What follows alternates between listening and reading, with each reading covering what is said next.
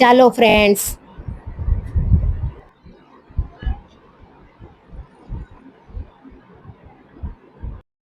Hello friends, હું કલા રામોલિયા સુરતથી કુકિંગ સ્ટુડિયો બાય કલામાં તમારું સ્વાગત કરું છું.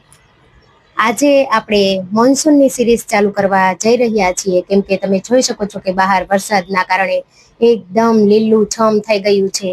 તો આજે આપણે તેને લગતી જ એક રેસીપી બનાવીશું. તો ચાલો જોઈ લઈએ રેસીપી. જોઈને તમને આઈડિયા તો આવી જ ગયો હશે કે આપણે આ પાત્રાના પાન લીધા છે, પણ એમાંથી થોડાક અલગ રીતે આપણે બનાવીશું. આજે આપણે બનાવવાના છે લેયર વાળા પાત્રા બાઇટ્સ, જે ઘરમાં બધાને ખૂબ જ પસંદ આવશે. એના માટે મારા વિડીયોને પૂરો જોજો. પણ એ પહેલા જો હજી સુધી તમે મારી ચેનલને સબસ્ક્રાઇબ ના કરી હોય તો સબસ્ક્રાઇબ કરી લેજો અને બેલ આઇકન પર બટન દબાવી દેજો, જેથી મારા નવા વિડીયોની નોટિફિકેશન તમને સૌથી પહેલા મળે. તો ચાલો જોઈ લઈએ રેસીપી. તો એના માટે મેં અહીંયા 5 થી 7 નંગ આ રીતે પાત્રાના પાન લઈ લીધા છે, જેને મેં સારી રીતે ધોઈ લીધા હતા. તો હવે આપણે તેની જે આ જાડો ભાગ હોય છે તે કટ કરી લઈશું. તો હવે તેને એક આ રીતે પેટ પર લઈ લેશું અને આ તેનો જાડો ભાગ છે એ આપણે કાઢી નાખીશું. આ રીતે ધીમે ધીમે કરતા જઈ આપણે તેની નસો કાઢી લેવાની છે. બધાને આ કામ કંટાળાજનક લાગતું હોય છે, પણ જો એકવાર તમને ફાવી જાય તો ખૂબ જ સરળ રીત છે આ. આ જ રીતે પેલા ઉપરથી ભાગ કાઢી નાખો અને ત્યારબાદ આવી રીતે ધીમે ધીમે કાપવાના છે. આ નસ કાઢવા માટે તમારે ધારદાર ચપ્પુનો જ ઉપયોગ કરવો. કોઈ પણ સાઈડ જાડો ભાગ હોય તો તે કાઢી નાખવો, તો તેની નસો આવશે નહીં અને ખૂબ જ સરસ એવા બનીને તૈયાર થશે. તો આ રીતે આપણે ઉપરની સાઈડથી નીચે આ રીતે તમારે નસો કાઢવી, જેથી ખૂબ જ સરળતાથી નીકળી જશે. તો તમે જોયું કે કેટલું ઈઝી છે.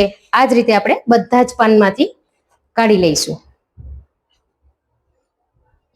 આ રીતે મેં બધા જ પાત્રામાંથી નસો કાઢી લીધી છે. તો હવે આપણે આને સાઈડમાં લઈ લઈશું અને આપણે 2 કપ બેસન લઈ લેવાનો છે.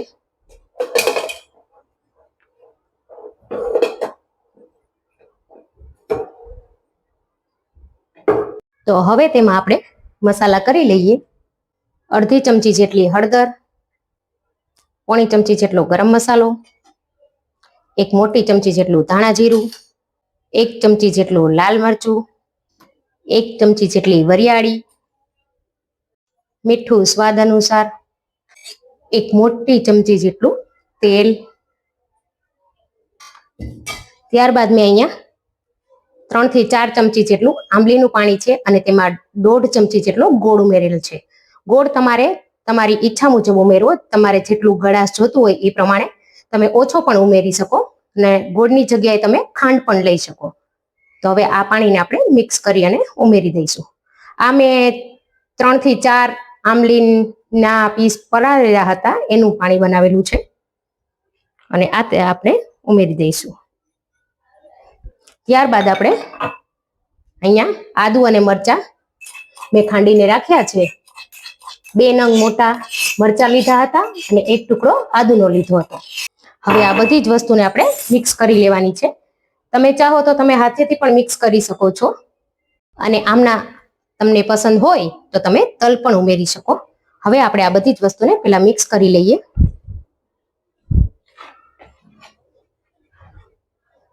ત્યારબાદ આપણે ધીમે ધીમે પાણી ઉમેરતા જઈ અને તેનું બેટર બનાવી લઈશું. બેટર આપણે જાડું જ રાખવાનું છે.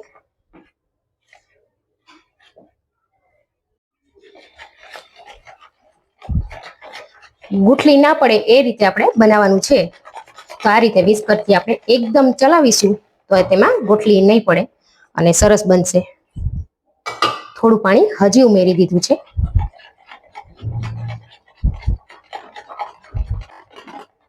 એકદમ લિક્વિડી કન્સિસ્ટન્સી નથી રાખવાની, આપણે આ રીતે થોડું જાડું જ રાખવાનું છે, જેથી કરી પાથરવામાં પણ સરળતા રહે. હવે મેં એક ઢોકળિયામાં પાણી ગરમ કરવા માટે મૂકી દીધું છે અને તેમાં આ રીતે કાંઠો રાખી દીધો છે. આ રીતે આપણે એક જાળી લઈ લઈશું. તમારે જો ઢોકળિયાની કાણાવાળી ડીશ હોય તો તમારે તે જ લઈ લેવી, પણ મેં આ રીતે અહીંયા એક કાણાવાળી જાળી લઈ લીધી છે. તો તેમાં હવે આપણે આ રીતે ઇકોનું પોળી પેપર આવે છે એ લઈ લેવાનું છે અને આના માપનું અત્યારે કટ કરી લઈશું આપણે. આ પેપરથી ચોટતું નથી અને ખૂબ જ સરસ એવું બેકિંગ થઈ જશે આપણું.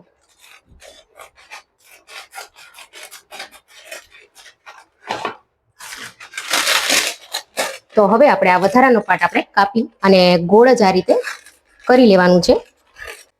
આ રીતે તૈયાર ગોળ પણ મળે છે, પણ મારી પાસે અત્યારે અવેલેબલ નથી એટલે હું તેને આ રીતે કટ કરું છું. તો આ રીતે મેં પેપર કાપી લીધું છે. તો હવે આ પેપરને આપણે આ રીતે નીચે ડીશમાં રાખી દેવાનું છે અને ત્યાર પછી આપણે તેના પર એક પાન લઈશું, તેને આ રીતે રાખીશું. આ ગ્રીન પાર્ટ છે એ આપણે નીચેની સાઈડ રાખવાનો છે અને આ રીતે આપણે પાથરવાનું છે. આ રીતે પાથર્યા પછી આપણે તેમાં થોડું થોડું બેટર ઉમેરવાનું છે, પણ બેટરમાં આપણે હજી એક ઇન્ગ્રેડિયન્ટ્સ ઉમેરશું. તેમાં હું ઉમેરું છું બેકિંગ સોડા. બેકિંગ સોડા આપણે વધારે નથી ઉમેરવાના, ખાલી આટલા જ ઉમેરશું જેથી કરી સરસ રીતે ચડી જાય અંદરથી. અને તેના પર આપણે ખાલી 1 ચમચી જેટલું પાણી ઉમેરશું જેથી સોડા સરસ બધા સાથે મિક્સ થઈ જાય.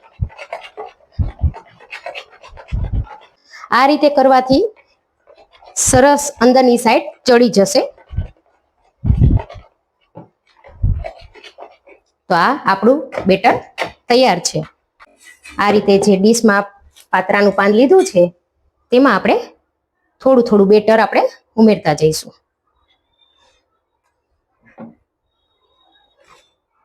આ રીતે તમારે ધીમે ધીમે હળવા હાથે અથવા તો ચમચાની મદદથી પણ તમે કરી શકો. તો હું હળવા હળવા હાથે જ બેટરને આ રીતે લગાવી દઉં છું.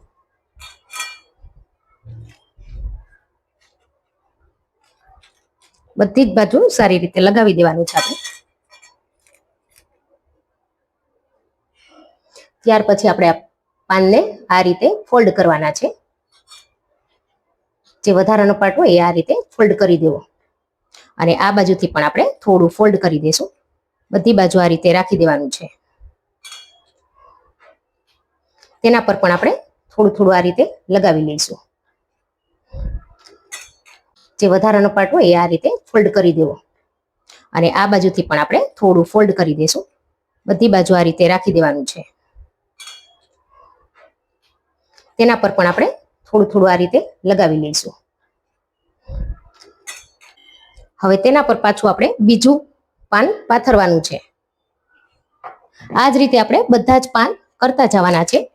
આ પાનને આપણે વચ્ચેથી આ રીતે મૂકીને કટ કરી લઈશું. આ રીતે કટ કરતા જવાના છે અને મૂકતા જવાના છે અને તેમાં આપણે લેયર આ રીતે લગાવતી જવાની છે. આ રીતે વાળતું જવાનું.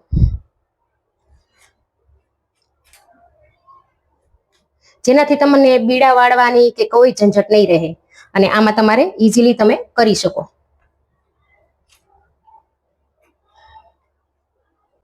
પાછું આ રીતે પાન આપણે પાથરી દઈશું જેથી કરી બધી બાજુ સરસ મજાની લેયર આવી જાય.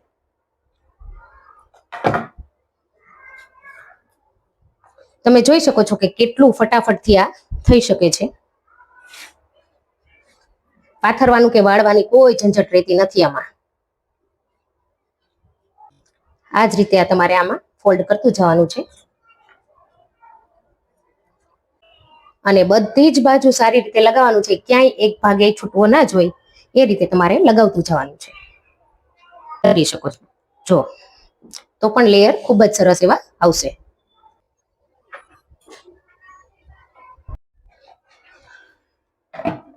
હવે લાસ્ટ રહ્યું છે આપણે. મેં અહીંયા 7 પાનનો ઉપયોગ કર્યો છે.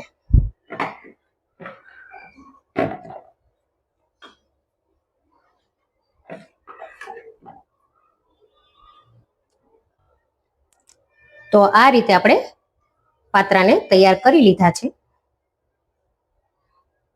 તો હવે તેને આપણે ઢોકળિયામાં મૂકી દઈશું.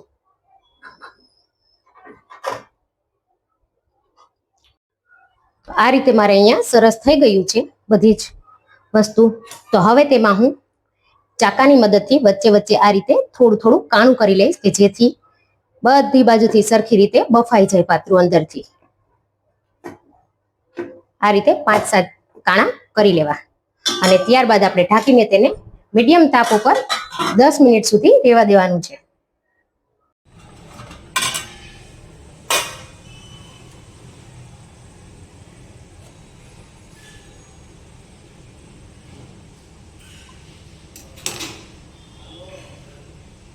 હવે અહીંયા પાત્રા આપણા ઠંડા પડી ગયા છે અને તમે જોઈ શકો છો કે સાઈડમાં આ રીતે કિનારીમાંથી નીકળી ગયા છે. તો હવે આપણે તેને ઉલટા કરી લેવાના છે, તરત જ નીકળી જશે. તમે જોઈ શકો છો કે આ પેપર રાખવાના લીધે કેટલા સરસ ફટાફટથી નીકળી જાય છે આ રીતે. હવે આપણે આ ઉપરથી પેપર કાઢી લઈશું. તો તમે જોઈ શકો છો ફ્રેન્ડ્સ કે કેટલા સરસ એવા આપણા પાત્રા બનીને તૈયાર થઈ ગયા છે. એકદમ ડ્રાય સરસ થઈ ગયા છે આ રીતે ઉપરથી. તો હવે તેને કોઈ પણ શેપમાં તમે કટ કરી શકો. તો હું તમને એક ભાગ કટ કરીને બતાવું. તો તમે જોઈ શકો છો ફ્રેન્ડ્સ કે અહીંયા કેટલી સરસ લેયર પાત્રાની દેખાઈ રહી છે આપણને. તો હવે આ પાત્રાને આપણે સ્ક્વેર શેપમાં કાપીશું, પણ બાજુનો વધારાનો પાર્ટ કાઢી લેવો. તમે તેને કોઈ પણ રીતે કાપી શકો, પણ આ રીતે હું સ્ક્વેર શેપમાં કાપું છું જેથી તે લુકમાં ખૂબ જ સરસ લાગે. આ જે વધારાનો પાર્ટ વધ્યો છે આપણે તેને તમે તુરિયા પાત્રાના શાકમાં પણ ઉપયોગ કરી શકો અને તેને વઘારીને પણ ખાઈ શકો. પણ આ રીતે કાપવાથી કોઈ ગેસ્ટ આવ્યા હોય ત્યારે તમે સર્વ કરો તો ખૂબ જ સુંદર દેખાશે. તો તમે જોઈ શકો છો ફ્રેન્ડ્સ કે પાત્રાના બધા જ બાઇટમાં આ રીતે લેયર સરસ દેખાઈ રહ્યા છે. હવે આપણે આ પાત્રા બાઇટ્સને એક ડીશમાં આ રીતે રાખી દઈશું. બીજી બાજુ મેં અહીંયા એક વઘારિયામાં 2 મોટી ચમચી જેટલું તેલ લઈ લીધું છે. તેને આપણે ગરમ કરી લઈશું. તેલ ગરમ થઈ જાય એટલે આપણે તેમાં એક મોટી ચમચી જેટલી રાઈ ઉમેરી અને નીચે ઉતારી લઈશું. ત્યારબાદ તેમાં 7 થી 8 લીમડાના પાન, એક મોટી ચમચી જેટલા તલ અને ચપટી હિંગ ઉમેરી દઈશું. હવે આ વઘારને આપણે એક ચમચીની મદદથી બધા જ પાત્રા બાઇટ્સ ઉપર ધીમે ધીમે રેડતા જઈશું. તો તૈયાર છે સરસ મજાના લેયરવાળા પાત્રા બાઇટ્સ. ખૂબ જ આસાનીથી બની જાય છે આ રેસીપી. તમે પણ ઘરે ચોક્કસથી ટ્રાય કરજો મારી આ રેસીપી અને કમેન્ટ કરીને મને જણાવજો કે તમને કેવી લાગી મારી રેસીપી. તો મળીએ નવી રેસીપી સાથે.